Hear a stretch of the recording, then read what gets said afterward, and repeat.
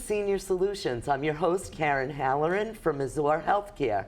Today we have Lisa Lebreux from Prosper Fall River.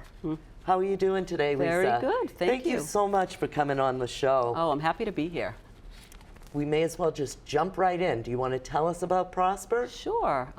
Prosper Fall River is an assisted living located in Fall River, right on Columbia Street, which is very well known in this area. Prior to Prosper, we were Landmark Senior Living for 20 years, so our building is very well known. Yes, I know. Everybody knows. They do such a great job there.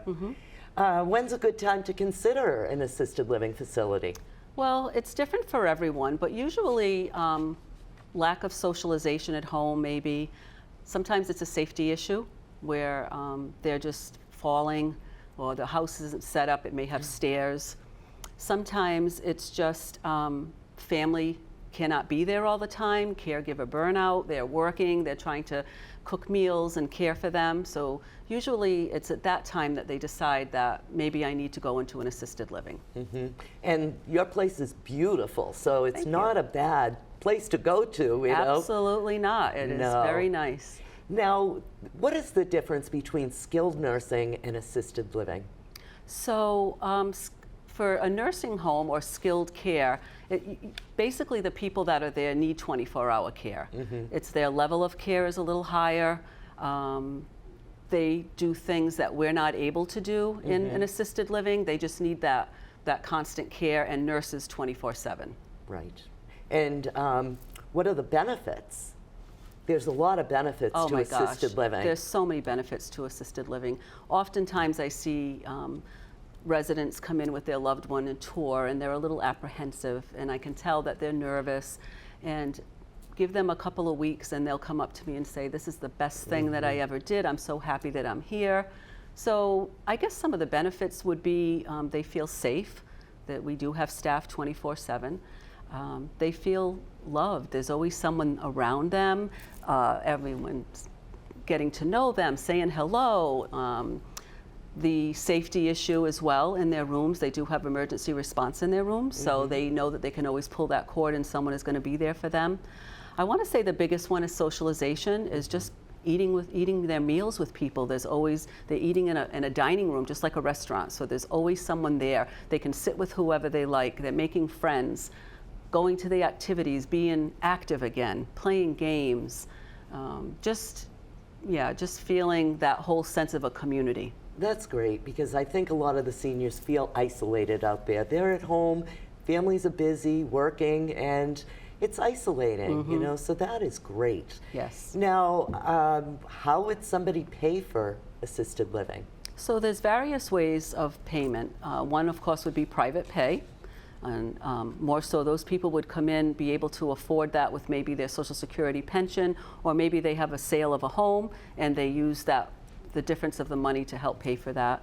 We also have many veterans who live in our community, so aid and attendance is another way if they're a veteran or a spouse of a veteran. Long-term care insurance also assists in payment for assisted living. And then we do have a program called Group Adult Foster Care, which is run through the state, and they would need to be on Mass Health, and there is a financial and a medical criteria that they have to meet to be on that program. That's great. It must be so rewarding for you, as you mentioned, somebody coming in, being all scared and nervous and upset, and then seeing how it turns around. Because you're explaining that to people when they're touring. Absolutely. That's wonderful. Really is. So there are a lot of amenities at Prosper. Yes. Tell us about the amenities. Okay, so it's kind of, I always say, it's kind of like a little cruise ship. You know, we have a beautiful outdoor space, which people wouldn't know because we are in the city, but we have a courtyard. And it has a gazebo, and there's lawn furniture. They have barbecues out there, and it's just a space that they can go anytime. They can walk out there. We also have a salon, so they can not have to worry about going out to the community, grabbing a ride, and getting their hair done weekly. We have a little country store, so they can pick up little necessities that they may run out of, so they love that. And we have a cafe that coffee and tea is out all day. There's a huge TV. They'll hang out there and share a show together. Of course, our community room where a lot of the games are played, and many things happen in that room. And then most important to a lot of people in this area is our chapel. So we do have Catholic Mass 6 days a week, but of course our chapel is available for any denomination of faith, and it's a huge draw for many people. That's great. You know, they can't get out, they can't get to church, and I think that generation is really used to doing that. So that's wonderful. You mentioned activities. I know you have a ton of activities. We You do. want to touch on a couple of those? Yes, we do.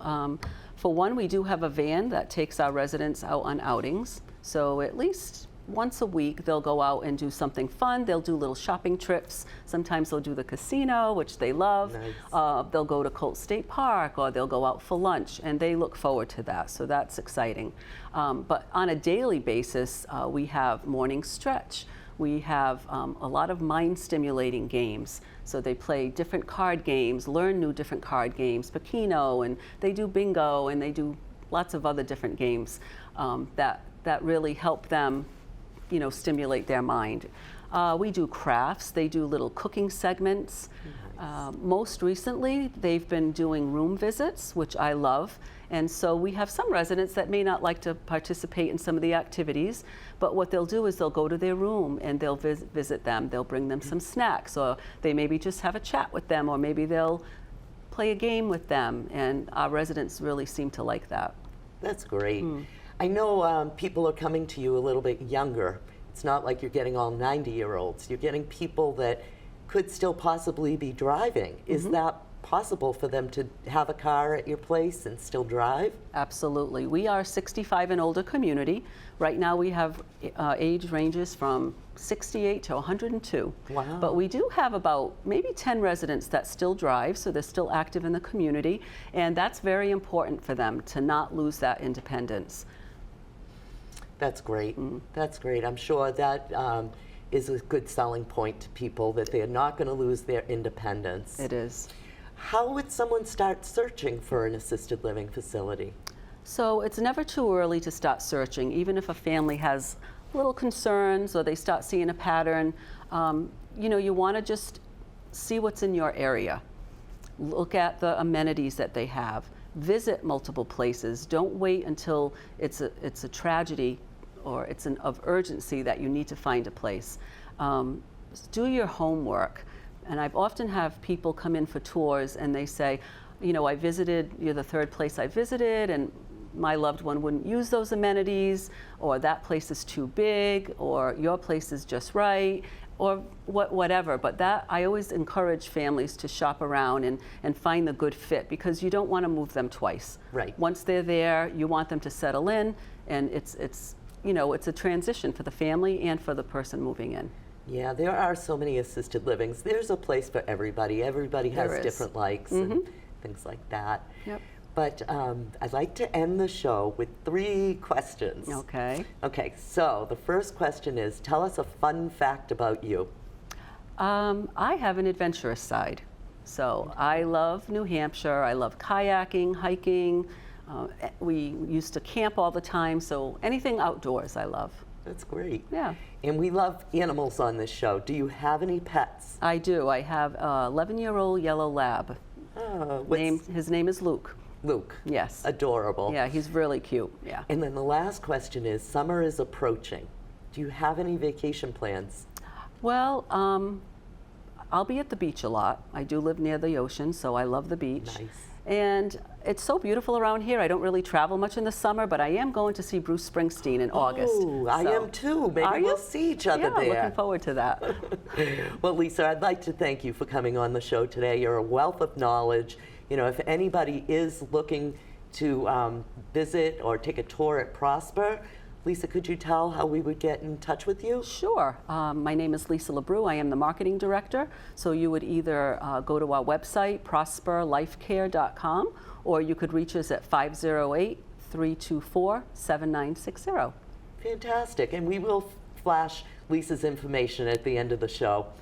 So I'd like to just end the show and say thank you so much for joining us today. Till next time, have a great day.